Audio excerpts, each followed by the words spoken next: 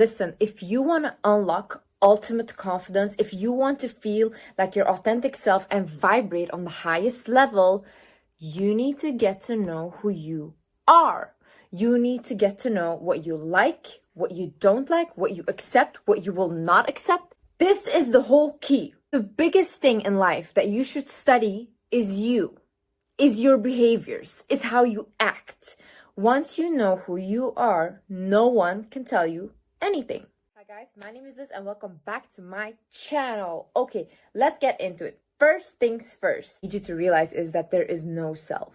So what you are right now is just made up beliefs by your parents, by the people around you, by your friends, society, whatever, right? I think a lot of times if, for example, beauty standards, if they weren't there, a lot of people wouldn't look how they look right now because there's nothing to look up to or to follow. A lot of people wouldn't do certain jobs because it's not like, oh, that's accepted in society and that other job is shamed in society. Or like made up in a societal structure that we follow unconsciously and consciously. But what I love about that is that when there is no self, we can also change it and we can become who we feel is most authentic and makes us the most happy. And how we do that is by, first of all, changing the way you talk to yourself. See, your whole life, your parents have told you things about yourself. Your friends have told you things about yourself. And in childhood, you adapted those traits as who you are. So for example, when I was very young, I was told that I wasn't smart, okay? By one of my abusive parents, like, you're not smart, whatever, shut up, blah, blah, a woman should never talk. And then I started to, now even in adulthood, I doubt my intelligence because of what I was told in childhood.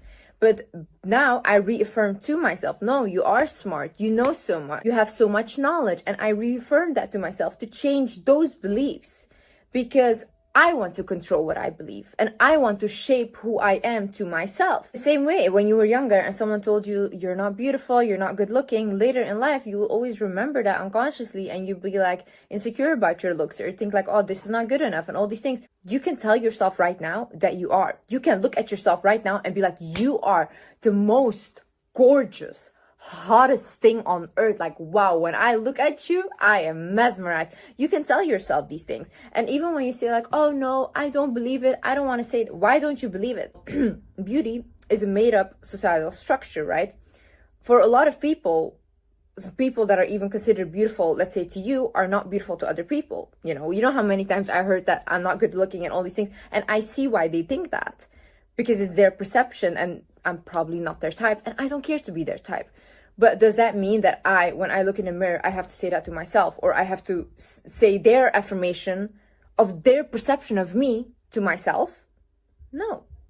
I can create my own perception, my own world, my own character of who I am. Another thing you should ask yourself is, are you acting or are you reacting to life? So I actually had this conversation with my therapist and she was like, Liz, you are very sensitive. So whenever someone comes up to you and asks you, like, let's say, let's go for a coffee, let's go on a date, whatever. She's like, because you're so sensitive, you might think in your head like, oh, you know what? Yeah, let's go. Let's see where it takes me. And maybe this is the person. But she's like, you should start acting and you should like connect to your heart and think to yourself, is this what I want? That moment, you should really ask yourself, am I saying yes to this thing or to this invitation because I really want to go? Or am I scared to disappoint people? Do I feel bad for them? And that's why I'm saying yes. When you know that when you're saying yes, it's authentic to what you want to do, you'll become more confident. When you know that when you're saying no, it's authentic to what you want to do, you'll become confident because you are living in accordance to your own voice. Another thing is, think about what are your non-negotiables. So let's say, for example, for me in a relationship, if my partner is not loyal, that's it. My partner knows and I know I will not stay there and I will not take this relationship seriously anymore. That's my non-negotiable. I do not budge on that. I stand on it. I do not care. Why? Let's say there's a couple, right? And they both decide, okay, we're going to be loyal. We're going to be in a trusting relationship. When one of that person breaks that trust, it's traumatizing for that other person because now they're going to take that on to their next relationship and start to distrust other people. Because it's like a sudden shock. And I don't think people realize how cheating is a big trauma for a person. For example, in work, you can think about, okay, if the boss is making rude comments, whatever, Is that your non-negotiable? Are you thinking, no, I will not accept that. We cannot compromise on this. I will leave.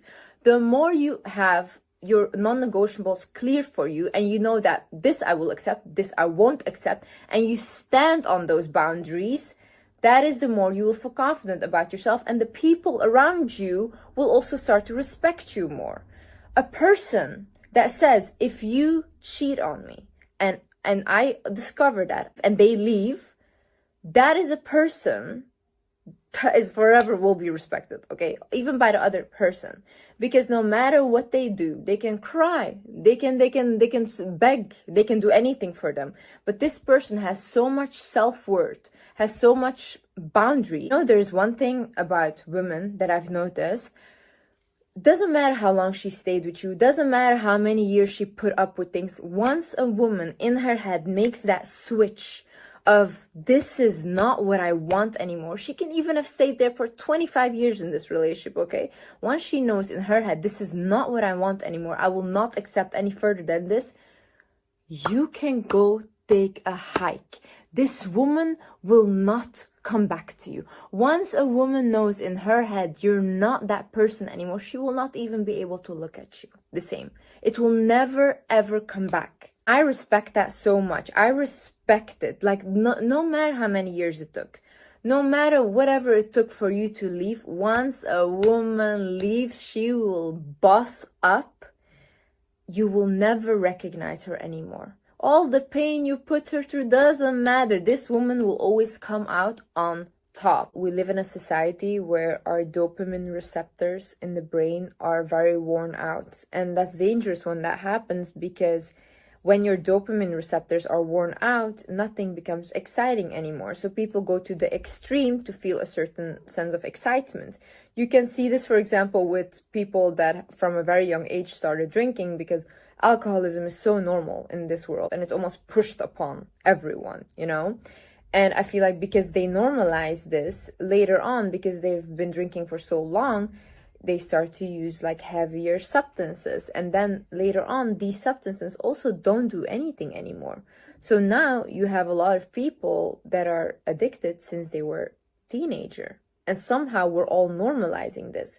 Their dopamine receptors are completely worn out and they're depressed and don't feel any excitement anymore for anything in the world. Also, look at what is triggering you and where is that coming from. When I was younger in school, I used to hate when teachers would tell me what to do, and I would never even take it seriously. Why? Because at home I was constantly controlled. I wasn't allowed to have a voice. So the only thing I've ever wanted was freedom to speak my mind and to say what I want and just to be free, okay? So when at school I was also controlled, that would trigger me. But that was triggering the wound that I had back home.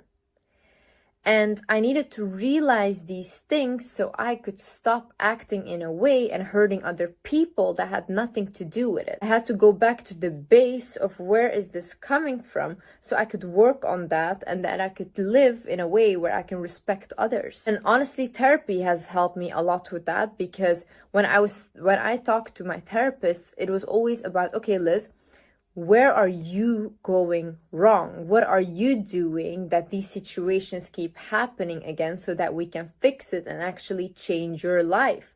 Instead of, because people often think that therapists sit there and will just listen to you and act like you're good and that's it. No, they will make you take accountability and change your life. I think what is also so important about understanding your triggers is that it makes you understand that you're not crazy. It makes you understand that you're not a bad person, but you're just acting out of past wounds.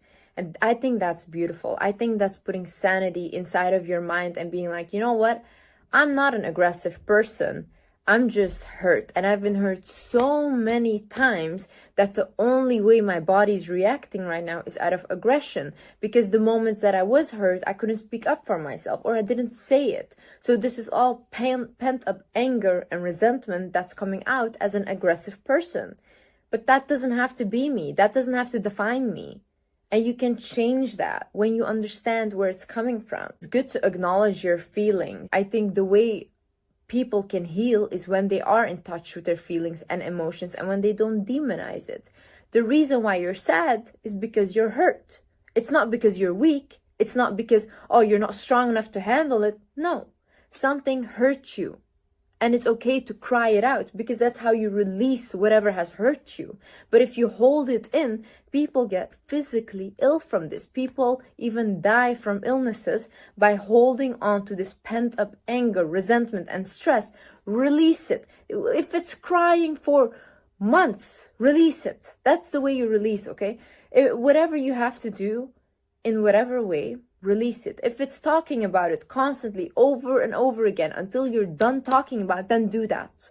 Do that. I've told the same stories maybe 100 times, but now I'm done telling those stories because it's out of my system. The other thing is, look at the patterns in your life that are repeating itself over and over again, because that is teaching you where your healing lies, okay? I've had multiple patterns repeat. I've had my father in my life that was abusive, and then I attracted my ex-partner that was exactly a replica of my father. In the beginning it was great, and then it turned out to be he's just like my dad, okay? Now, why was this pattern coming up? Because I still had not come to terms with what happened with my father. So it came back to me in a relationship form, so I can see it in front of myself. And I almost felt like I was recreating my mother's and father's relationship with my ex-partner. And when I understood that, and I was like, wow, but this is not what I want. Because if I have a child, she will just be a little Liz again with the same traumas. I don't want that for my child. So that's when I said, you know what? No, I don't want to continue this. I want to stop this cycle of the same patterns happening again. Even in friendships, even in relationships, look at these people and ask yourself, are they repeating themselves over and over again? Am I experiencing the same thing over and over again? Then start thinking, okay, what is my lesson here? Why am I attracting the constant same person over and over again? And you should, instead of blaming, take responsibility for your life, okay? In my life, it's very easy to say, you know what, my life is shit because I had an abusive father. No, I took responsibility for my life. I could have blamed him all day, but it doesn't matter now, does it? Because it's in the past. What I did with my life afterwards was all up to me. And because I took the responsibility and I was like, Liz, you know what? You're going to work on yourself. You're going to become the best version of yourself. You're going to become one of the strongest adults you've ever seen. That's going to protect your inner child. When I did that, that's when I became successful. That's when I had everything. Because I refused to just succumb to the abuse, to just be like, it's your fault and I'm going to be the victim here. I was never the victim. I was always going to be the person that was going to come out on top no matter what. In any situation you put me in, I will come out on top no matter what. Responsibility gives you the power over your life, and blame takes it away. Blame gives that abuser or that person that was bad to you or whatever they did to you, that gives them power. But you have that power. When you take responsibility and I'm like, you know what, whatever you did to me, how many times you lied to me, how many times you cheated, I am still gonna come out on top. When you do that, you win. You win.